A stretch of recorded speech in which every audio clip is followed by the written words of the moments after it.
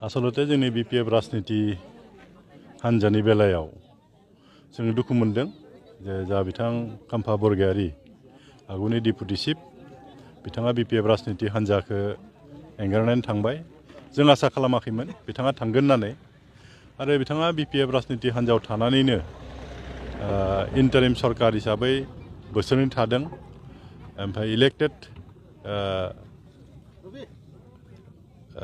Member हिसाबै deputy chief जानानै बिथाङा 15 बोसोर सरकार सलायदों आरो बे बिपिएफ राजनीति हान्जायाव थानानैनो। बेखायनो जों मालाबा आसा खालामाखै बिथाङा बिपिएफ राजनीति हान्जानिफ्राय ओंखारलांगोन होननानै। बिथां ओंखारलांनायाव गमामायैनो बिपिएफ राजनीति हान्जायाव एसेथ' खहा जादों निस्सय, जिहेतु सासे लिडारमोन बियो, मोजां स्पक्स पार्सनमोन, मोजां लिडारशिप लानो हायोमोन। बिपिएफ राजनीति हान्जानि थाखाय एसेब्लाबो खहा जानाया जों नुनो मोनदों, मिथिदों। अब्लाबो बिथाङा थांनायनि उनाव जोंनि बिपिएफ राजनीति हान्जाया जे माबा दुरबल जागोन बे खोथा नङा।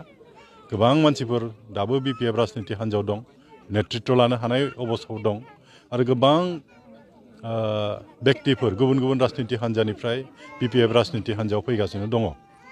दा आंथ' बुंगोन बिपिएफ राजनीति हान्जाया जथेस्थ' स्ट्रं आरो फैबाय थानाय जि बिसायख'थि बिनि थाखाय जों सम्पूर्ण प्रिपेरेसन खालामबाय थादों आरो जोंथ' बुंबाय थादों जोङो सरकार दानो हागोन। आथिखालाव दा जि आं खोनायाखै अबयसे बिथाङा मा बुंदों, एकदम बिथां बुंनाय बायदि एकदम नंद्राया। जोंहा CWC मिटिं जायो, बेहाय बयखौबो बुंनो होनायनि बेबस्था जों खालामो। मालाबा अबयसे पार्टिनि हेड हिसाबै आफादगिरिया मालाबा डिसिसनखौ होनो गोनां जायो, बे सैथो खोथा। खिन्थु ओरैबायदि नङा जे सोरनिबा मतामत लायालाबानो गासैखौबो सिद्धान्त लायो, बे खोथा नङा। हयथ' माहाबा नङा माहाबा एसे भुल हयथ' बुजाबुजि जादों, बे जानो हागौ। खिन्थु जोंबो जिहेतु दायो पार्टियावनो दं, जोंनि मतामतखौ जों शेयार खालामनो हायो आरो माने। दा बिथाङा मा साननानै बुंखो आं मिथिस' हाला। जायखिजाया मानो जोंनि बिपिएफ राजनीति हान्जाया दाबो गोख्रोङैनो दं आरो जिखुनु इलेक्सन फैबाय थानाय इलेक्सन बिसेस करि जों बिनि थाखाय प्रिपेयार जादों आरो जों एबाराव एबसुलुट मेजरिटिखौ मोनगोन, जों बिटिसि सरकार बानायनो हागोन आरो गार्जेन गैयैथ' खोथा नङा। जोंहा आफादगिरियासो दंखायो, जों दं, जोंबोथ' नेतृत्व होबाय थादोंना। जोंनि सायाव फोथायनायखौ लाखिबानो जाबाय। सोरबा बेक्ति सार्थआव गावनि भबिष्यत राजनैतिक भबिष्यतखौ नायनानै सोरबा गुबुन राजनीति हान्जायाव थांनो हागौ। दिनैनि थारिखआव भारतबर्षआव बेबायदि थांलाय फैलाया जाबाय थानायखौ जों नुगासिनो नुदों। थांलाय फैलाय खालामखायो, बिसायख'थि सफैब्ला बयबो सिन्था खालामो गावबा गावनि राजनीति भबिष्यता बबेयाव थायोब्ला सुरक्षित जागोन, बेखौ सिन्था खालामो आरो माने। दा जायफ्रा थांदों हयथ' बिथांमोना सिन्था खालामदों बिपिएफआव थानानै बिथांमोना हयथ' भबिष्यत जानाय नंला, बेनिखाय गुबुन राजनीति हान्जायाव बिथांमोना बारस्लायदों, हयथ' बिदि जानो हागौ आरो। खिन्थु बिपिएफ राजनीति हान्जाहै आं बुंगोन जोंनिया दाबो स्ट्रंहैनो दं, स्ट्रं लिडारशिप जोंनि दैदेनगिरिफ्रा होगासिनो दं। जोंनि रायजो राजाफ्रा जेबो निराश जानो दरखार गैया। जोङो बिपिएफ राजनीति हान्जा हिसाबै आंथ' बुंबाय जे बिसायख'थि फैयोब्ला जों मोजां माने माबा खालामनो हागोन आरो देरहासार जाखागोन। दिनैनि तारिखआव प्रमद बर' दैदेननाय जि सरकार, बे सरकारा जेबो खामानि मावनो हाखायाखै, रायजो राजाफ्रा दुखु मोनखाजोब्बाय। दा बेखायनो बिपिएफ राजनीति हान्जाखौनो बिकल्प हिसाबै रायजो राजाफ्रा सानखाबाय आरो माने।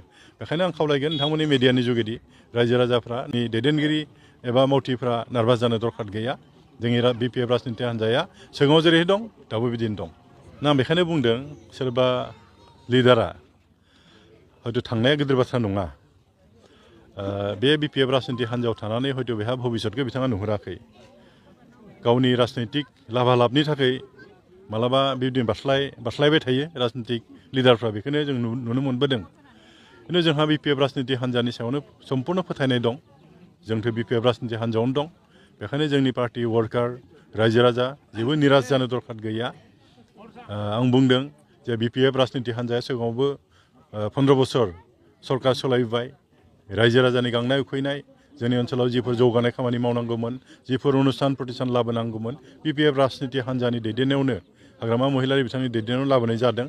आरो बेबायदिनो इयुननि समावबो जोङो जुदि रायजो राजाफ्रा जुदि जोंखौ आशीर्बाद खालामोब्ला, सहाय खालामोब्ला बिदिनो खामानि जों मावबोगोन आरो।